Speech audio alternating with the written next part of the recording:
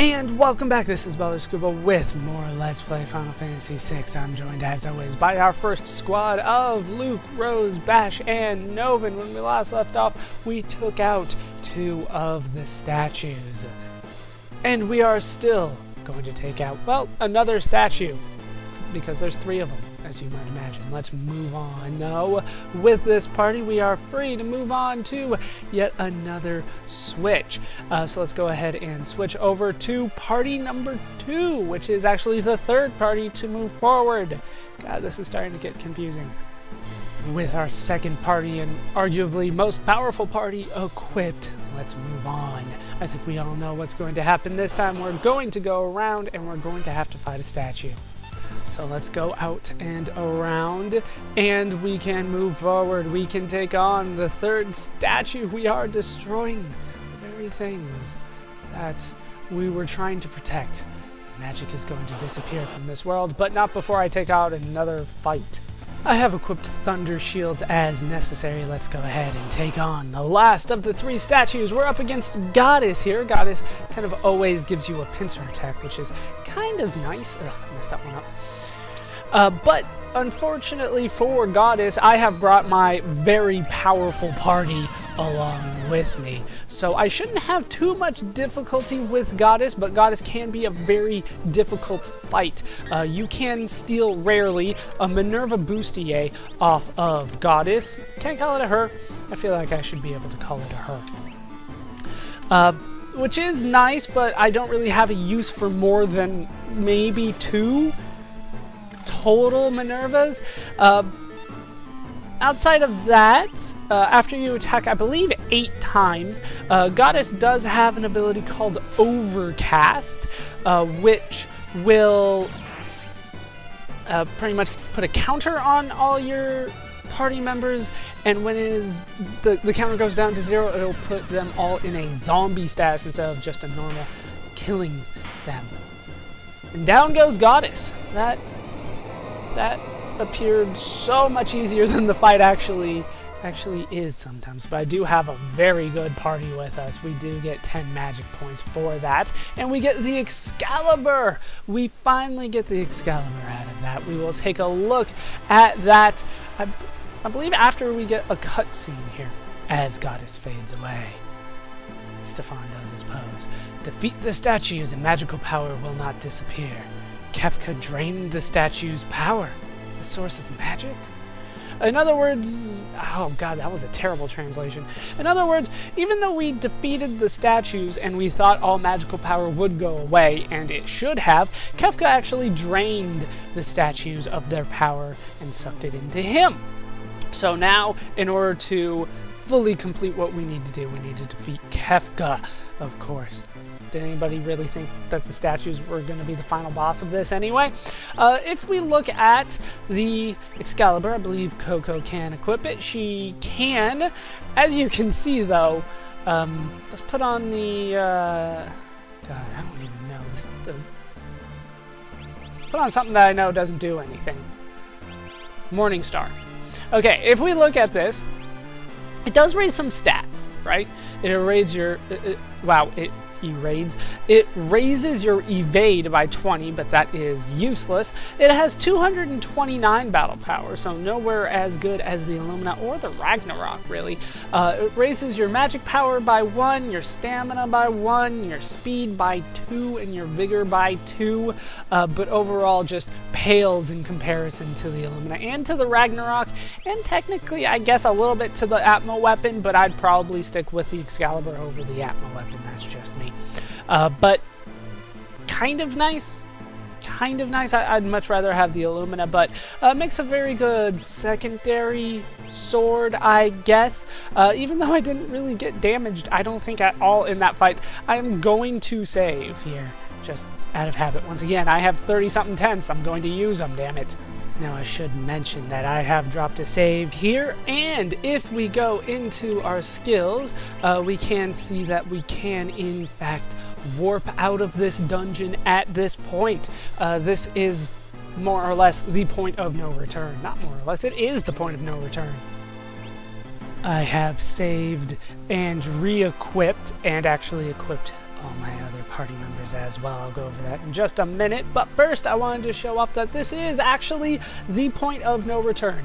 This is the last save point for me. Now, it doesn't necessarily have to be this one on the right. You could have the point of no return at the last one on the left, but this save here before we hit the third switch up ahead, this is the point of no return.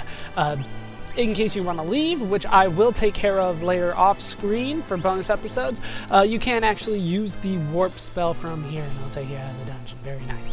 What I have done is rearranged people's equipment and a little bit of the espers because, well, yeah, let's actually look at them. Because it doesn't really matter what bonuses they give. The only purpose for having an Esper at this point is for what it does in battle for you.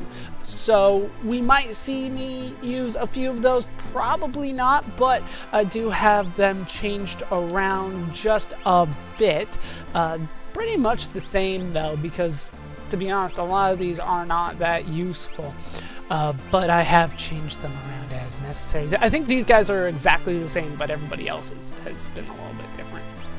I don't really like using the Espers in battle in this game. I think there are other ways to do massive amounts of damage, especially this late in the game. In terms of relics, I have changed it around just a bit, but we'll go over it fairly quickly here. Instead of the hero ring and I think extra set of earrings that I had on Coco, we now have the gem box and the ribbon. Remember, the gem box allows me to cast magic twice.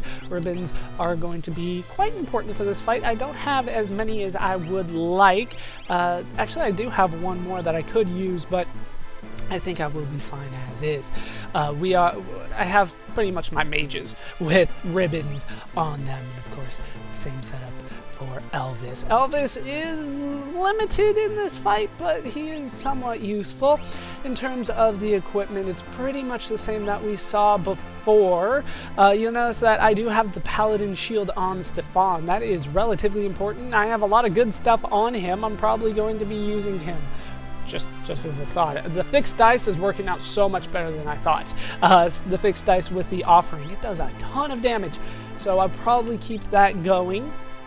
I did switch Coco over to the Excalibur, pretty much because it gave her a bonus to magic power, and I don't think she will be using that, but I figured it was nice for her to have, give it to somebody that could use it after all, but probably not. Moving on to party number 3. I've forgotten all the party numbers at this point. I think this is party number 3. I do have them all equipped.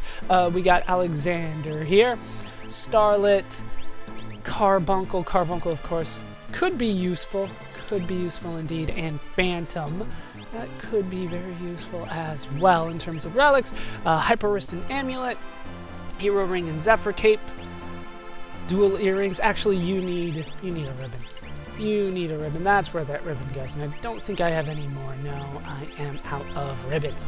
So that's where I want that to go. Dragoon setup on Toph still. That's pretty much what I'm going to be using him for. Should I use him? We have, good equipment across the board. Not the best, but good equipment.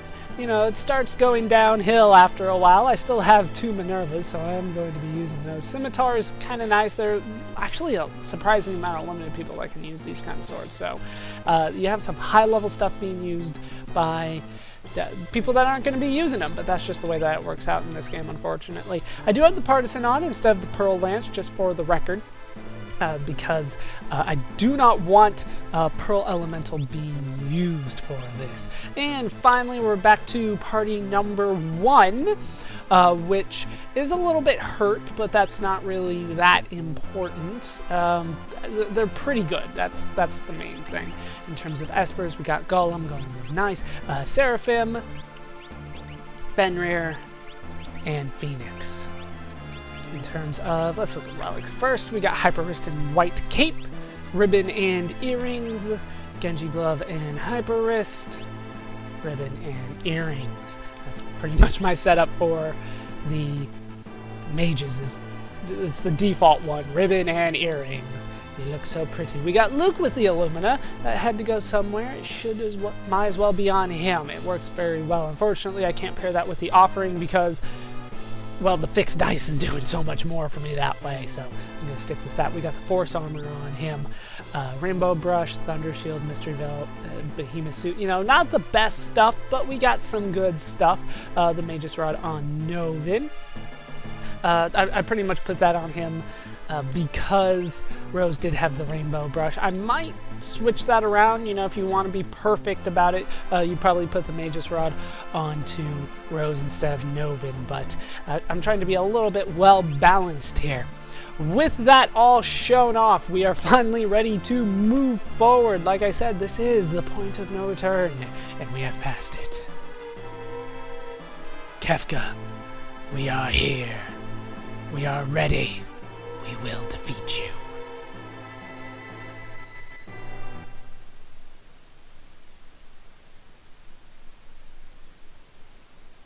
you. Is he going to show up? Damn well better. And here are 3 parties split,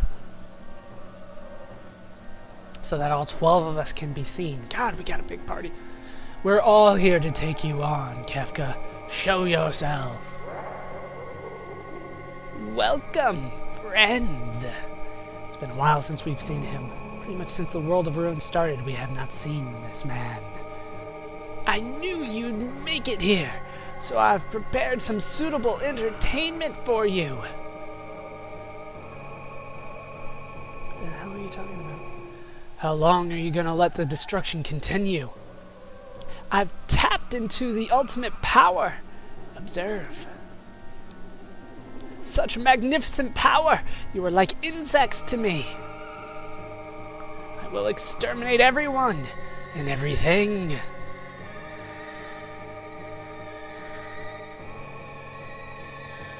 People will keep rebuilding the things you take from them.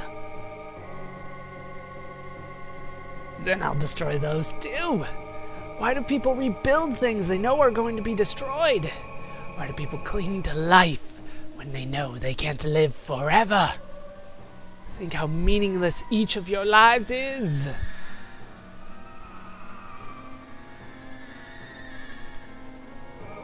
I don't know who's talking here. I'm going to go with Coco's talking here. It's not the net result of one's life that's important. It's the day-to-day concerns, the personal victories, and the celebration of life and love.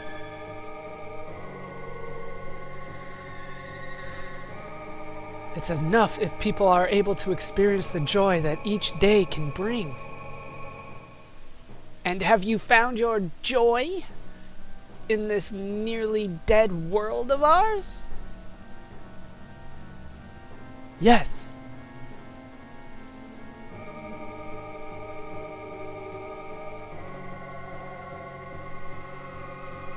I know what love is, and I have learned to celebrate life and the living. My family lives on inside of me.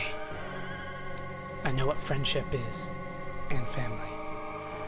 It is my dream to build a kingdom in which I can guarantee freedom and dignity. I have come to experience anew the love of my brother. I've met someone who can accept me for what I am. I have a special little granddaughter. And I have a brave grandpa who will stand by me through it all. My friend's airship and her love. I have my friends here. You, my friends. Me, all of you.